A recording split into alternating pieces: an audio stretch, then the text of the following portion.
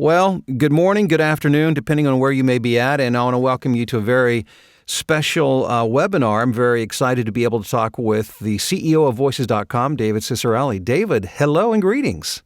Hey, great to be here, Bill. Thanks for the opportunity to come chat and talk about the industry, the voice talent, where it's heading, what we've been up to. So appreciate the opportunity to be here. Well, of course, the first burning question is that a green screen behind you, or is that real stuff? No, that's real stuff. It's downtown London, Ontario, so certainly not the capital of Canada or Ontario for that matter, but a beautiful city nonetheless, and proud to call it home. Yeah, that is a gorgeous view. So obviously you had to borrow somebody else's office to get that kind of view. That's right. Yeah, that's right. Well, just to set things up a little bit. Again, I want to thank you for taking the time to do this, and I've been much anticipating this as well as many others. I want to talk a little bit about kind of the scope of what we will kind of be revolving around, and so that people can prepare their questions, the comments, and you can. And by the way, thank you for being on the webinar. And there's a place where you can just enter those in. I'm quite sure we won't be able to hit every single thing that comes our way just because of the number of people who are on today, but I have received some questions ahead of time. So my point being, I'll try to get to as many, as we possibly can. And want to really focus around, as much as possible anyhow, talk about the professional services, which I know you're anxious to talk about, David, rates, but talk about, we'll talk about the industry in general as well, because I know a lot of the folks on there are certainly those who are more seasoned, who have been around for a while, who have been a part of a lot of the discussions and social media forums, but there's those who are newer really to all of this as well, and really don't really fully understand what the voiceover industry is all about. So I just wanted to let people know, in terms of managing expectations, this is not a 60-minute expose. This is not a gotcha kind of thing. This is not an interrogation or a debate. What I'm about, and really what my YouTube channel is about, and my presence in terms of being a voiceover coach, is to try to facilitate information that will be as helpful as possible to those who are looking to build a voiceover career in business. Right. And I understand what that means. I understand what it means to work and sweat and bleed and to make this thing happen. So I want to offer information and help provide information and create a platform to create that information to help to do that. So everything that we're doing there is in the spirit of that. It's in the spirit of honesty and transparency and mutual respect. And so that's what I hope to facilitate, that kind of discussion today. So again, just to kind of put that on the table so everybody understands where we're going with all of this. But David, I met your wife, Stephanie, a couple years ago in Columbus, Ohio. Enjoyed that, and some of your great staff folks there as well. But this is my first time to meet you, so it's a real pleasure. I want to hear tell us about the rise of Voices.com. I mean, you guys have really been at the forefront of creating this online platform that I always say has really democratized the voiceover industry. You've pushed access. And you've been a part of pushing that access down to really everybody, where it used to be for only those who had access through agencies and the more traditional channels. So how did this all start for you? Yeah, it's a really interesting, it's a story. It's as much of a love story between Stephanie and I as a passion for this space.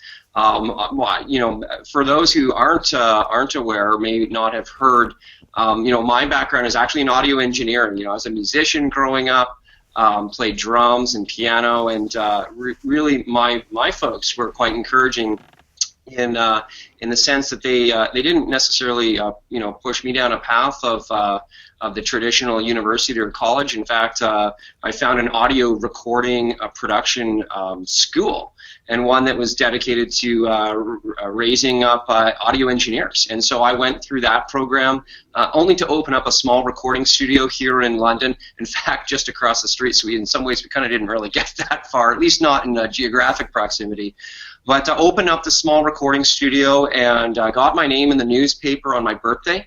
And it was because of that newspaper article that, unbeknownst to me, Stephanie was out there in the world, and she is a classically trained singer. She was at the Western University in the music program, and her major was voice, albeit for singing. And her mom saw this article in the newspaper and cut it out and left it on her bed for her to come down and do a demo CD. So, this is, again, going back more than 10 years, so that's when CDs were all the rage. But I think, all jokes aside, I think her mom was tired of carpooling her around to all these auditions and performances at weddings and funerals and special events. Said, why don't you go record something with this fellow?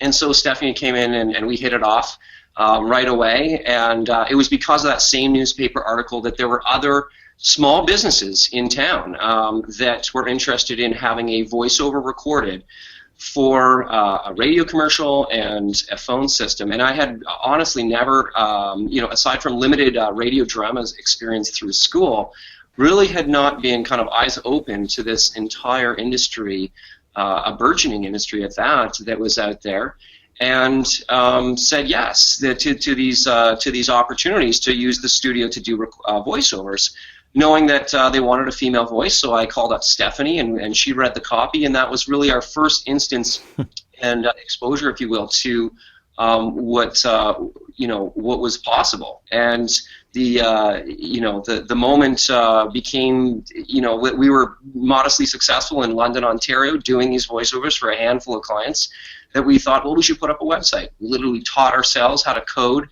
our first generation of the website. And, literally by taking books out of the library. So, nowadays there's amazing tools out there where you can teach yourself to code, but we did it by taking out books.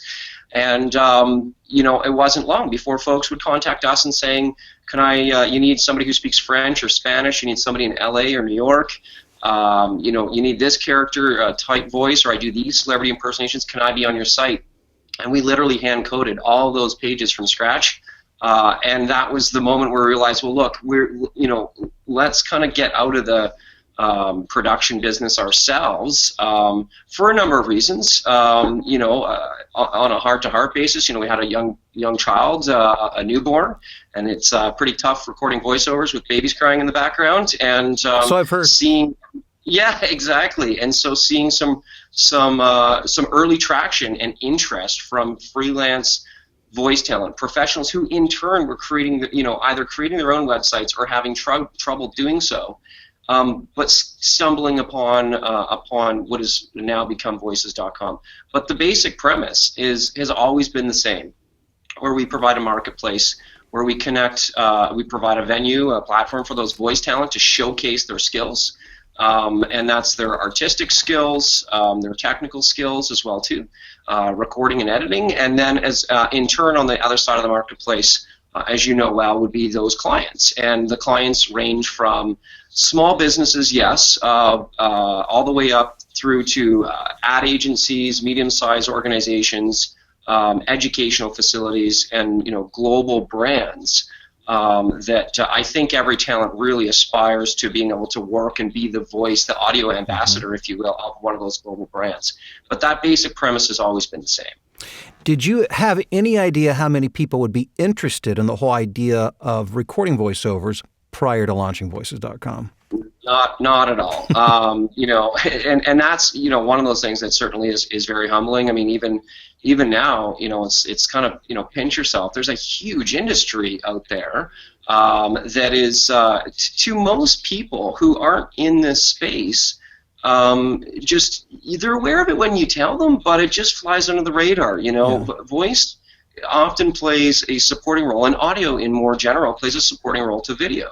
And or even if you think of the books, the audiobook is produced second, and it's not that it's a lesser of value. It's just sometimes not necessarily the first thing people think about, and except for, I would say, radio and television commercials, then it certainly is one of those prominent elements of the production. But we've gone to lengths, obviously, to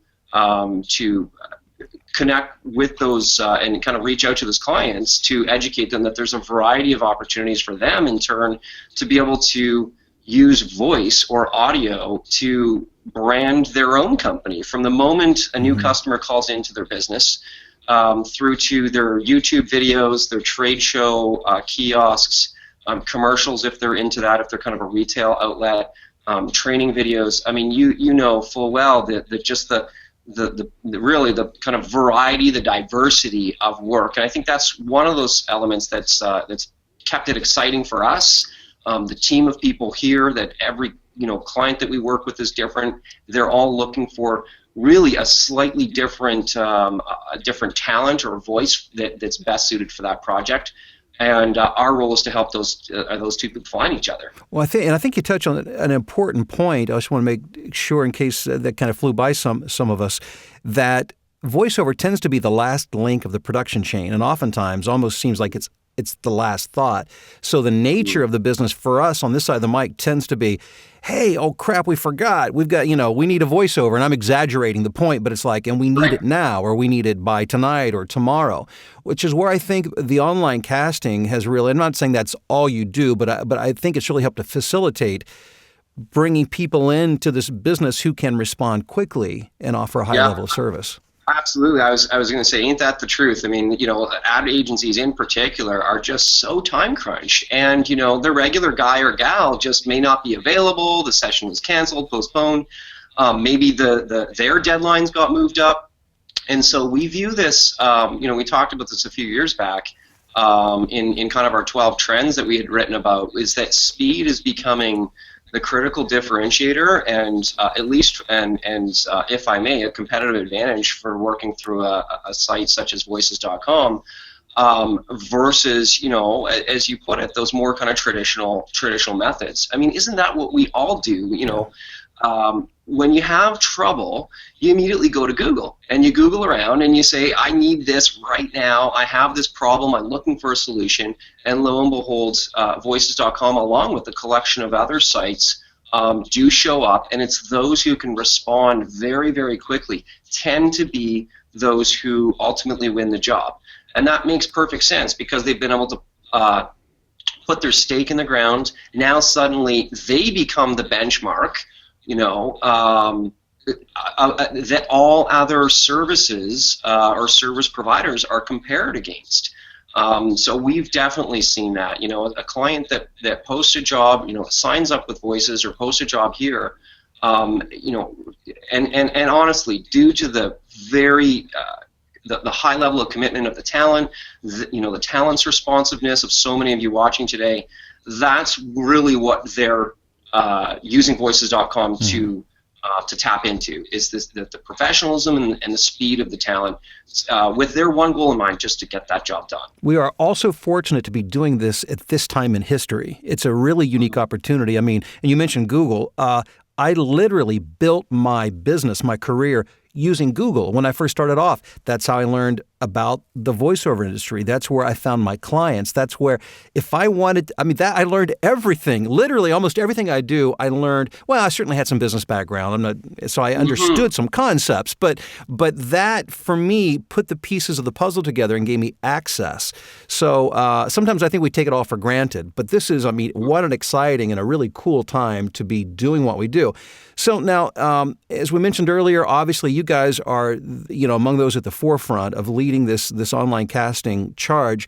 But I know you have your own unique model. So let's talk more about Voices.com, your structure, how you operate, and how you make all of this happen. I know it's a very broad, open-ended question, but... Yeah. Well, I think if I may, I think it's important to kind of understand the context, to carry on really that story. Yes, we're a marketplace. That's an important differentiator. And we have always, served as that, what we view, this trusted intermediary where we don't represent the talent, we don't represent the clients per se, but really our sole job is to facilitate these connections. So kind of looking back, from the very earliest days, it sounds like, if I can understand the question, I want to make sure I'm answering it in the right way. Kind of the evolution of the business model. Exactly. Yeah. Okay. So, when we first started, it was purely a membership invitation only, subscription-based service, and so what that means is that we invited a small limited group of folks of talent who had already actually found us in a lot of ways and asked for referrals, but said, look, we will help you, we will market you online, we will help you find, by marketing you online, giving you a profile, help you find voiceover jobs, which we're going to go out and get, and that you normally wouldn't have access to otherwise, especially if you're not in a major center like New York, LA, or Chicago, or in Canada, Toronto, or Vancouver. I mean, if you're outside of those main production hubs, the opportunities are in some ways few and far between. So this was a tremendously appealing value proposition to those talent out there, and so for that, in exchange was a small membership fee. And I believe it started at $99 for the year. And with that initial group of talent, we set out to really go out and find as many job opportunities, clients that would be potentially posting jobs or maybe more broadly meeting voiceover as quickly as possible to bring them bring them to the site. And this was, to be honest, no easy task. We were, the good news is we weren't introducing a new service that they've never heard of before. I mean, I go to a lot of startup conferences and people are inventing some amazing technology out there, but it is like a paradigm shift. With Voices.com, they were already hiring talent. We just provided those clients with a faster, easier way to ultimately get to you.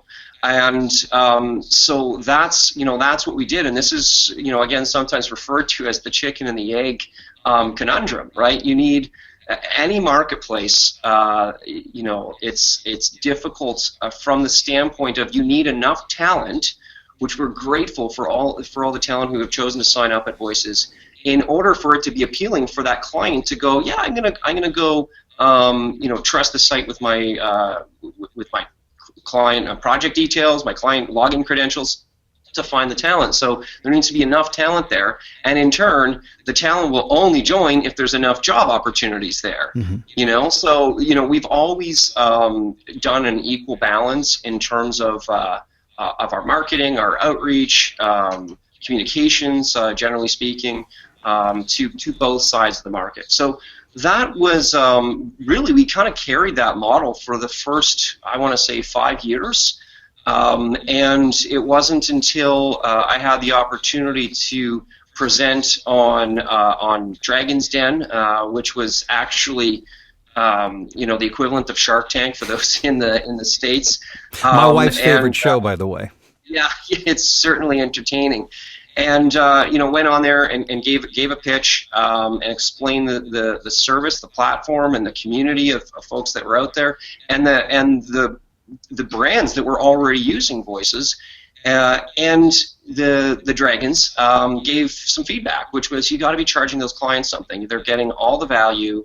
That's wonderful. They're getting in some senses a disproportionate amount of the value here. They're not paying anything, yet you're marketing to get them, and you're also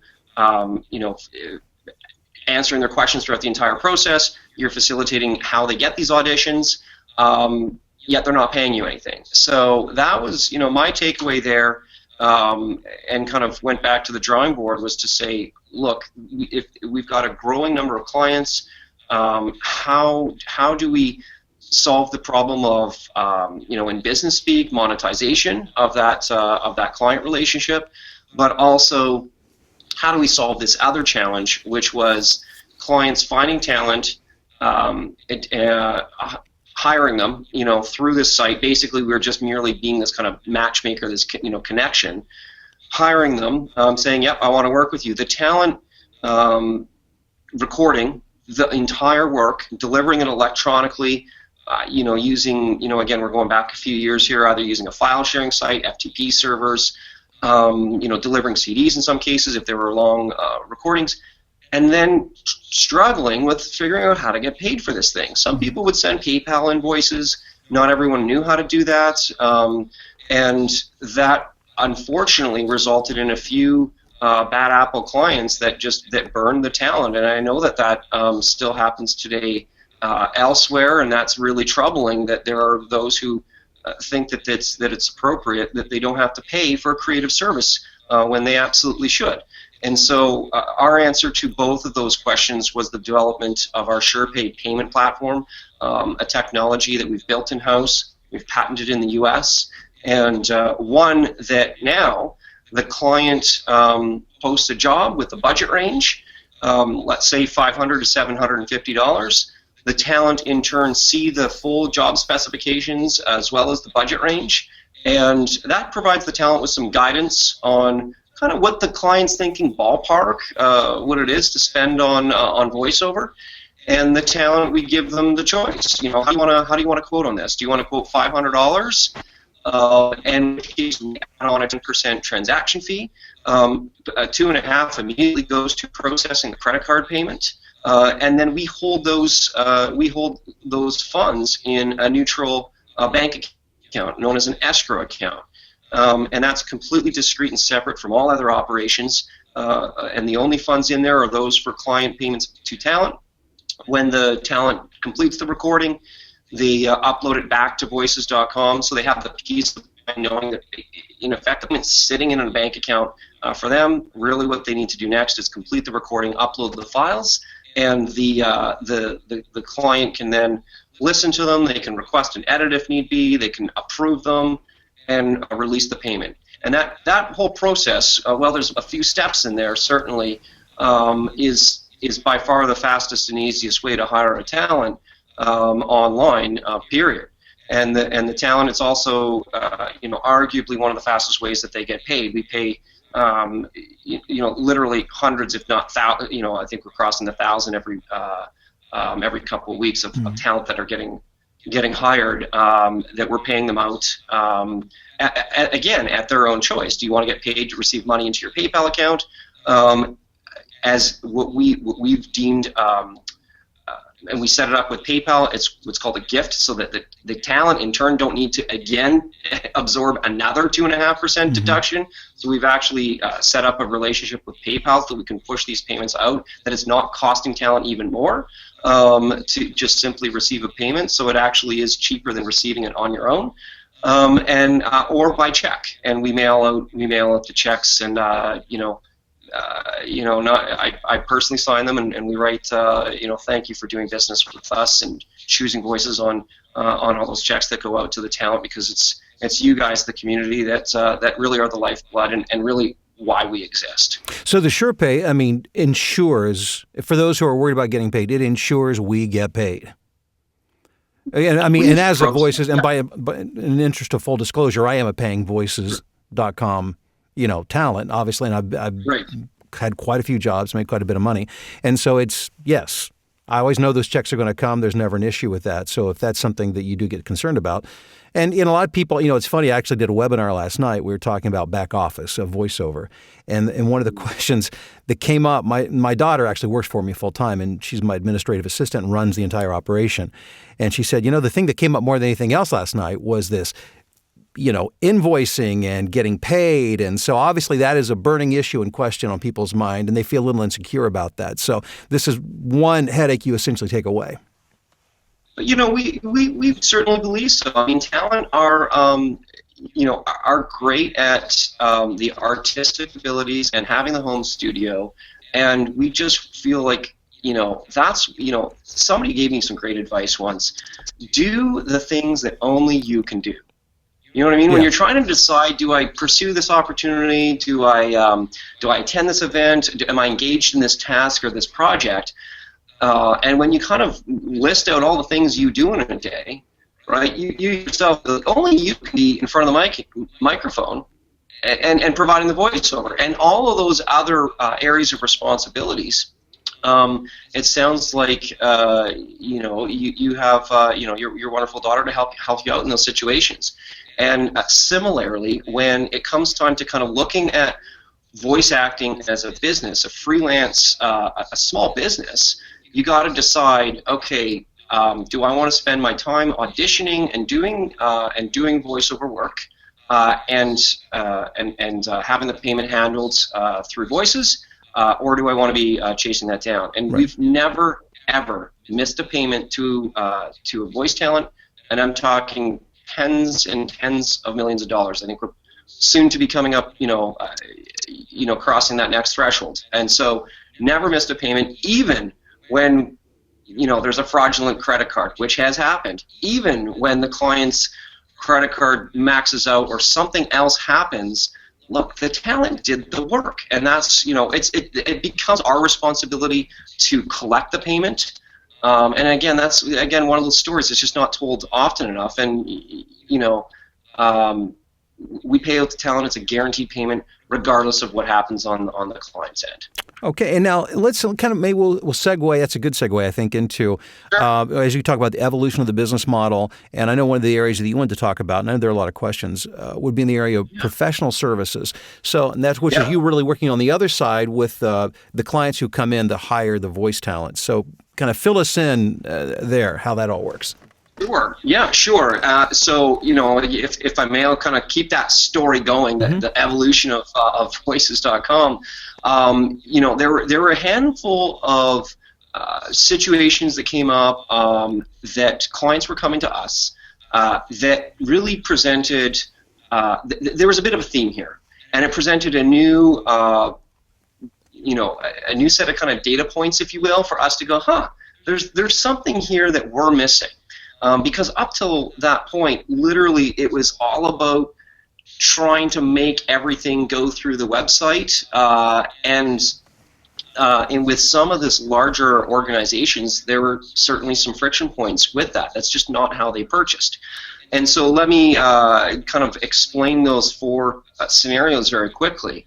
The first one was with an advertising agency that was working with Dell Computer that just wanted this project done as quickly as possible, kind of going back to that competitive advantage that we all have, which is speed. They wanted it done that day, over and done with, and just wanted the recording. And so for that, that's kind of what the first case. Let's call them rush projects, right? And we've all had those. And then the next one was an opportunity to actually quote and respond to a request for quote that we were invited to from the Canadian government's Canadian Mortgage and Housing Corporation, in which case it was a multi-voice, multiple voices, multiple languages, French and English, as we're bilingual up here in Canada, and that's government mandated. So everything the government produces needs to be bilingual. And this was again many hours. It was what we kind of just classified as a broad strokes here, but as a complex project. It was we quote 20,000 after asking talent, what would you charge for X, Y, and Z, and how are you available? These kind of things. Put together a quote, and we ended up winning the bid with putting together the proposal that was $20,000. So aside from those complex projects, that kind of quickly moves into these two other areas. The first being these legal requirements. Oftentimes, the largest organizations in the world, let's call them the Fortune 500 companies, if you will, the Global 2000, they have a different buying process. And this was a big kind of eye-opener for me. They don't exactly have everyone is empowered or equipped with a credit card that they can simply run through a website such as Voices.com. Instead, they have a whole buying process, and that often starts with getting on a vendors list. The vendors list is the internal database of companies that their people are approved to do business with, because those vendors might be bound by separate terms of service. It might be bound by a non-disclosure agreement. So we've realized that we needed to jump through these legal hurdles to basically assume that liability, that should something go wrong, that somebody is accountable. And then aside from those legal, would be the last one. Again, we've got to be thinking big business here. It would be those financial requirements. So they don't have, because they don't just have legal. Anyone can. They have the legal needs, but they also have the financial needs. Where, I was kind of alluding to this. Somebody who doesn't have the credit card, they do have somebody on a vendor's list, but they got to get a purchase order. And then they have a purchase order. Now they send that to the vendor or service provider, in this case, Voices.com, and say, here's the work order, here's what we want done to manage the whole project, here's the purchase order, and when it comes, complete the project, delivers the files, and when it comes time to payment, send us an invoice, and then we will either pay you by a check, in which case we're waiting 36 to 60 days for, or we'll wire you the money directly from their account into ours. And so those, as you can see, especially those last two, the legal and the financial requirements of large organizations, it's just not conducive with doing this kind of highly automated, self-serve, do-it-yourself approach on the web. And so our answer to those four scenarios was the introduction of professional services, a way that we could offer a higher level of service for those large organizations that kind of met that criteria. And that's really the genesis of how it began, and which is about, let's call it 2.5, 3 years old now, and has actually been one of the most highly rated areas from the client experience, because they're talking to someone, they're not just working through the website, as well as the fastest kind of area of where we see jobs being sourced is also our this is amazing professional services team that is reaching out for new business opportunities and bringing those jobs to the site. So that's where it all came, and we're really proud of the great work that they've been doing. So speaking of the production services, so would you characterize it as more of an administrative type of support, or is it more on the production? Do you do full blown production, or is it maybe it just depends on what the client needs? Both. Yeah, I think it started as well as I think to answer your, it's really it depends on what the client needs, and myself as much as anyone, I really dislike the answer it depends, but there have been clients that say I need this literally spliced up into different chapters, or I've got it. Do you have somebody in-house that can recommend now a music track, or can you just quickly edit this, top and tail off of it? That's not the bulk of it, and I don't want to give that impression, but it certainly does happen. Most of it, you're right, is administrative. So after that project is kind of committed to by the client, the account manager works hand in hand with another internal team called project administrators. So they're buddied up, if you will, where the project admins, forgive the internal lingo here, but the project administrators really kind of run with it afterwards, because there is a lot, and again, there might be a lot of deliverables. Multiple talent, multiple milestones. Some of these, what we refer to again as these complex projects, where administration, as you know, and I'm sure you've discovered, is certainly a unique skill set that there are people who are wonderful at it, and then some of us who aren't. Right, exactly, and admittedly, I'm one of those people as well.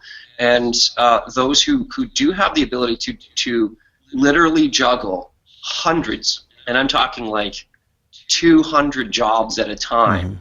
It's and not drop a ball and not miss a deadline, and make not only you, the talent, look amazing, because that's really what the client is kind of ultimately judging, is that experience. Did I get the files from the talent? Does it sound great when I watch the video and I see this production all come together? That's the wow moment. And I don't tell them enough, but they're the unsung heroes around here. Certainly, they make the magic happen behind the scenes. Well, as somebody who does this full time and works on many projects, usually every day, you can testify to the broadness of those administrative and production things that come up. They are many, but it sounds like a big part of the professional services is shouldering the responsibility and liability for a project to make sure that you facilitate it, make sure it goes smoothly, and that the client's happy, on the other end. We feel it's in the same spirit of the premise of our entire company, which was to deliver opportunities to talent, give them access to those jobs, help them pursue their career. in turn provide the voice for that brand. So we, it is absolutely consistent with that. Some people need, some clients need a bit more handholding throughout the process. Some clients choose not to. Let's be straight about that as well too. There are some clients who are happy using the website on an exclusive self-service basis with and don't want to talk to anyone. Yeah. I mean, I know when I go online of lots of sites to buy something on Amazon or make a booking at a hotel or a restaurant, pretty straightforward. I can handle it. There's other times where it absolutely makes sense, where it might just be a little bit outside my skill set, and therefore I appreciate knowing that there's the white glove approach that I could go with should I choose. Sure. Okay. And by the way, let me just quickly mention, thanks to the patience of those who have been. I know we have a lot of questions coming in, but I thought it was important, David, that you give us context so that we really understand where you've been, where you're at, what the thinking behind what's going on. I think most of the sensitivity and the people who have the majority of the questions that I've received over these past several days, week, really does revolve around the professional services. So now that we have a better idea of how that works, now we get into some of the nitty gritty. And here's where this seems to be the crux of those who have issues or questions tends to revolve around how the amount that is paid for a project to voices.com and then the amount that the voice talent ends up with. And we've all heard, well, I shouldn't say we've all heard, but many, if you've been on the social media forums, you've seen examples and documented cases, et cetera, et cetera. But before we get into specific questions, I just want to throw that topic generally to you so that you can respond in general, and then maybe we can dig down more specifically. Sound fair enough? Sure. Yeah. So can you just if I'm hearing you correctly, and I can give you a scenario, a made up scenario that might be representative. Yeah, exactly. So if I'm hearing you correctly, again, in kind of broad strokes, then we can certainly go there and go into some detail. That there is concern that the amount that is paid to Voices.com's professional services group is what exactly is and the difference that is, I believe you used that word, the difference that ultimately is paid for the voice talent for their portion of the project, right? Right. There is concern around the difference between those two things. Yes. So our view on this has really been a matter of value. It's the client that is choosing to work with professional services. They're choosing to have us quote on the project as a project, not just the voiceover job. Not that and I'm certainly have utmost respect. Of course I do for the amazing talent that is represented and that is showcased on Voices.com. But that is one part of a project. So the project we just talked about, let's call the sourcing of the project, the administration, and then there are those other times where there might be translation, in which case we've partnered with a number of ISO certified translation companies, and so there are other elements. And if I'm provided with the opportunity to respond to some of those concerns, I think more cases than not, you'll find that the client has a much bigger scope of the project than the talent may be, knowledgeable of or aware of. Right. And that's where I think there is, admittedly, a disconnect. We've, have not done a great job, frankly, explaining what we're doing, which is why I'm here today. We've been, as I put in the blog post, we've been heads down, growing an amazing company that we're tremendously proud of. And where did we fall down? We didn't communicate, and so we're sorry for that. But what we do recognize is that there's a disconnect there, and we're trying to kind of clear that up. But again, our view is, if I may, that it's a matter of value. The client is deeming value, and therefore they are paying for us to just take care of it for them, whatever that means to them. It is really, again, it's not our judgment call. It's really nobody else's judgment call. It's the client's money. They've decided to spend that with Voices.com to get the whole thing taken care of. Okay, all right, and I mean that makes perfectly good sense to me. But there are some particulars that have come up, and again, you can say these are outliers. They're in a big company, stuff happens. Or I think what people want to know are these standard business practices. And again, I'm just going with what I've got. So let me just throw out, if I may, some scenarios. Sure. Here's one question that came in. I've had clients who didn't understand what my rate was versus what they were being charged for professional services. And the question to you would be, how do you communicate the rates to clients? And is a clear distinction made between what the voiceover artist is receiving and what is going directly to Voices? And if no distinction is made, why? Why not? Right. So happy to answer that question as well, and we can kind of keep these rolling. You again afforded me the opportunity here to make that distinction right off the bat. That a lot of these situations that have come out that we deal with here, when they do arise, this is not the norm. Okay, there are certainly, unfortunate situations where, again, just like we've let you guys down on the communication to the talent, we've let some clients down. We've apologized to them. We've tried to clarify how we're pricing these projects and engagements with them. But it's certainly not the norm where I'm putting forth a rule or a policy or procedure to behave in a certain way. That said, you know what? I'm here taking the heat, to be blunt, for how we've rolled this new service offering out. So happy to do that. I just want to make sure that everyone knows that this is, again, another one of these heart-to-hearts. This is not the norm. It's not, not what we're trying to how we're trying to communicate this.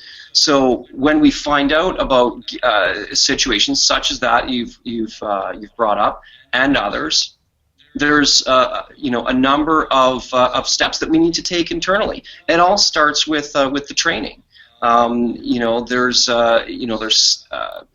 communication training, there's sales and marketing training, there's systems training on our customer relationship management system, there's listening sessions, we go through a whole series, and not just a one and done type training experience for account managers or new folks here at Voices.com, but this is ongoing, once if not twice a week.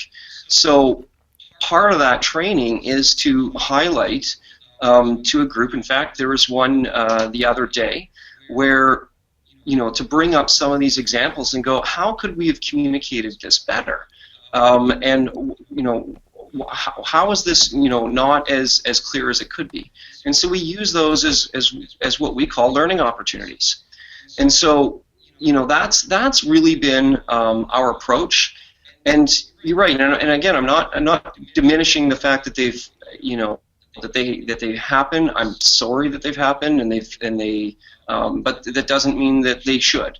And so we're taking steps to course correct, certainly. So what I hear you saying then is that Voices.com policy is to provide a clearly laid structure for what people are paying in professional services. It's not arbitrary and just kind of off the seat of the pants. That would be the exception, not the rule. Yeah, no, certainly not off the seat of the pants. But at the same time, we've discovered when we rolled out SurePay years ago that the clients want to have one number.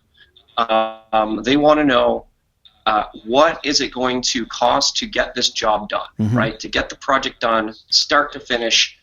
That's really what it is. Because in our intern surveys to corporate clients, when we ask what percentage of their overall project or initiative, if you will, corporate initiative, is dedicated to the voice.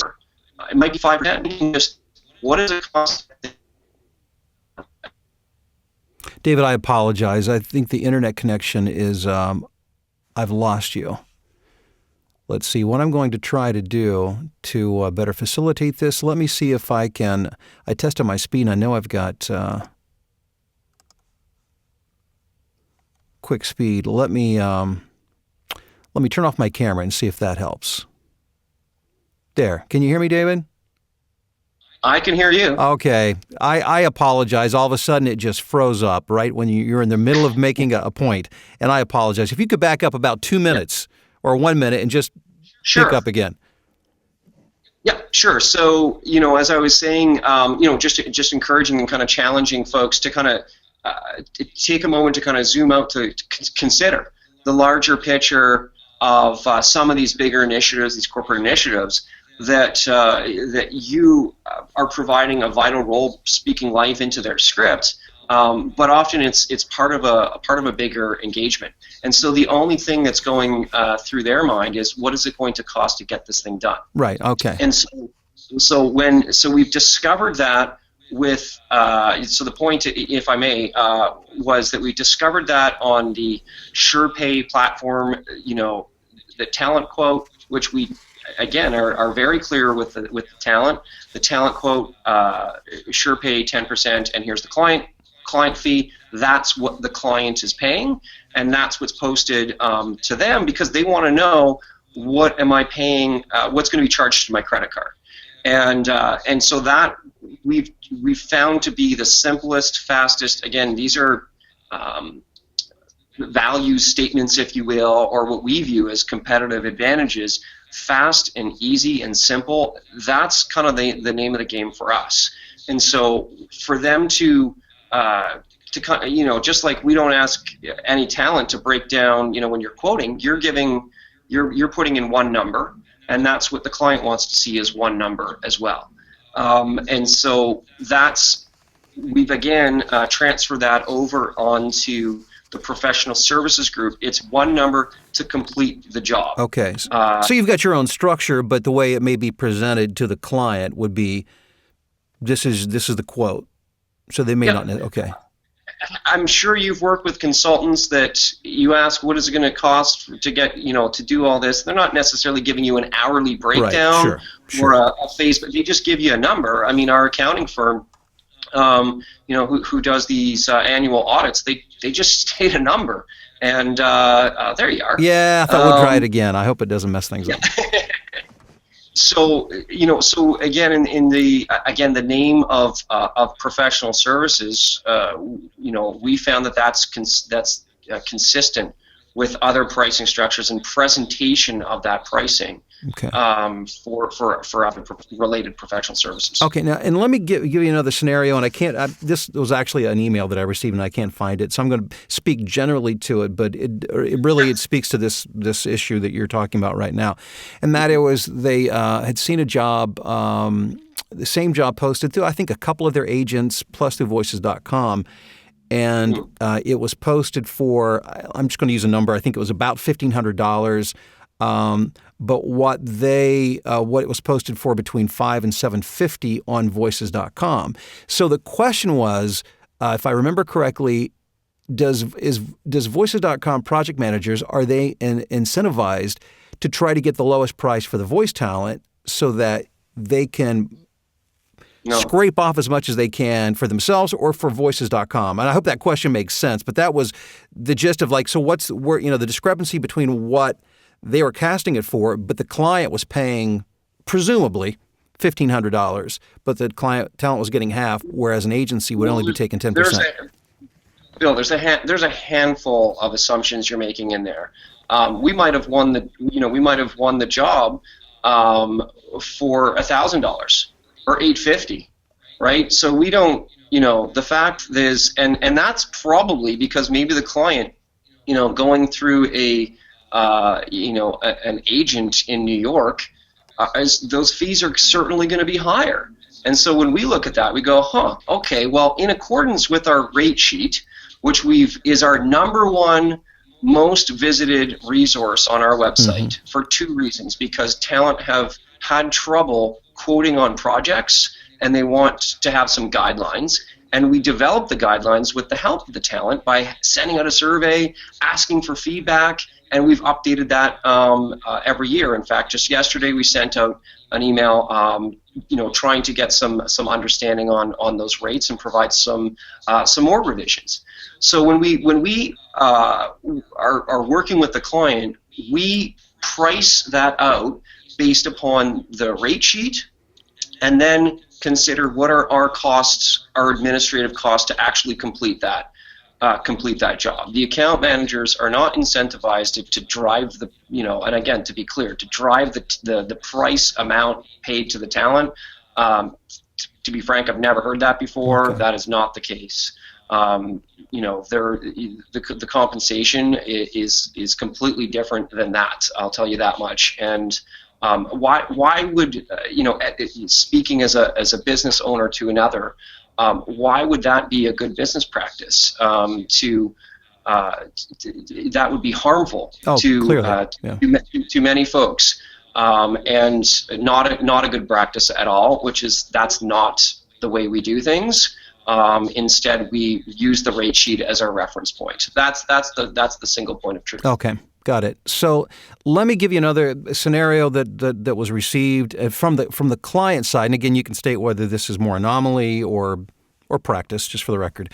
Sure. And that was where a client was casting for some multiple voices and thought he was paying the voices $250 each because he wanted $250 level voices as opposed to $100 level voices, right. And found out through communication with the end clients they were getting half the amount.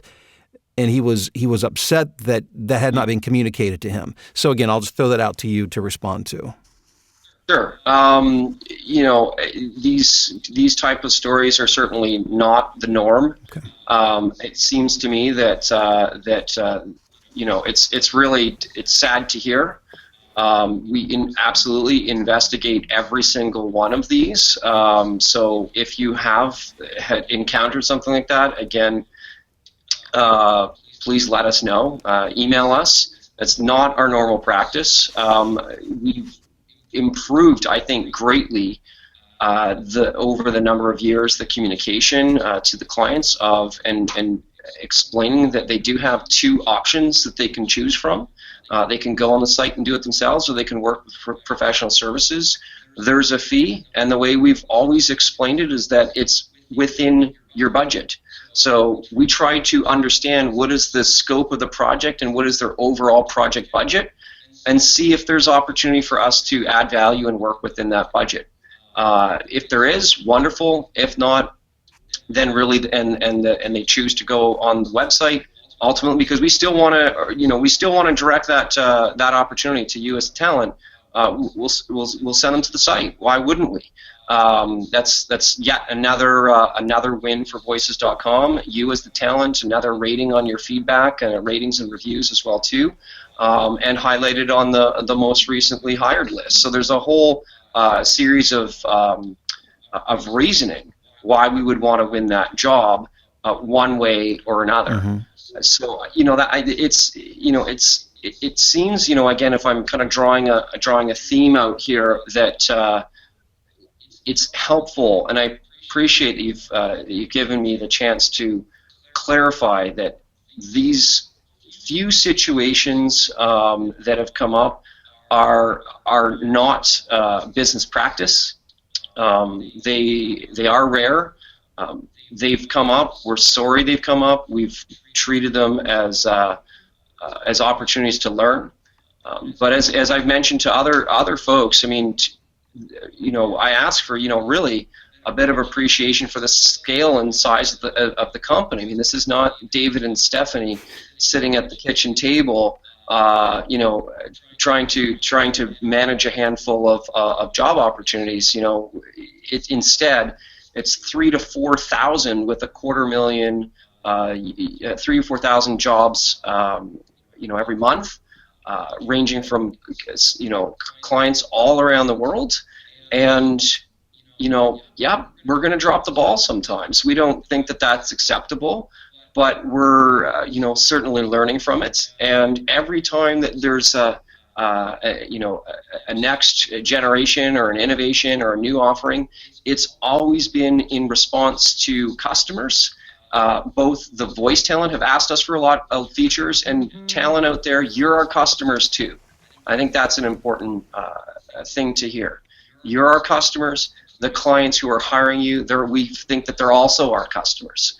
And that's really what I was hoping to communicate today, and I appreciate that you've given me that chance to do so. Yeah, and I know we're running out of time, and what I've tried to do, because there have been so many questions, I'm trying to group them into broad, sweeping categories. So that's why I haven't been extremely specific. Try to give you some scenarios. And if I may, I want to give you one more, and then we'll kind of wrap this up, because this is another thing that's come up a lot, and the term that comes up a lot is triple dipping. Excuse me a second. Referring to. There's the price paid for the membership, annual price. Right. There's the sure pay, and then there are professional services, which again, at least it's a perception that talent feel that that's something that's being taken out of their pocket as well. So let me throw that out to you. How do you respond to that? Sure. To answer some of those other ones, Bill, maybe in a couple of weeks we can do this again, and sure. we'll dive back in. So I just wanted to give that put that out there as well. I saw this term the first time the other day, and again to kind of use your words, and the way I heard this was, it's the talent's perception that we're, I believe, did you say kind of taking money out of their pocket? Through professional services. Right. All right. So, first of all, this kind of triple dipping, as you had kind of coined this phrase, or someone else, the membership fee is purely for access to these job opportunities, right? For unlocking a whole series of features, getting access to resources. Just like you would on LinkedIn. Maybe a lot of people have a LinkedIn premium membership. It unlocks features. So what you do with that subscription and that membership to that site is entirely up to you. You can use it, which we hope you do, primarily through auditioning. And then the transaction fee, which we charge to clients, and I know there's a lot of people maybe disagree with that, but the default, pull up an audition screen, is that the talent enter their quote.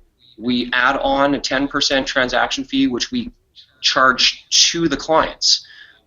We are charging the credit card of the clients. If they have challenges or issues, they're coming back to us. And so we're charging that to the clients. And similarly, there isn't a transaction fee in that same kind of nature with these professional services engagements.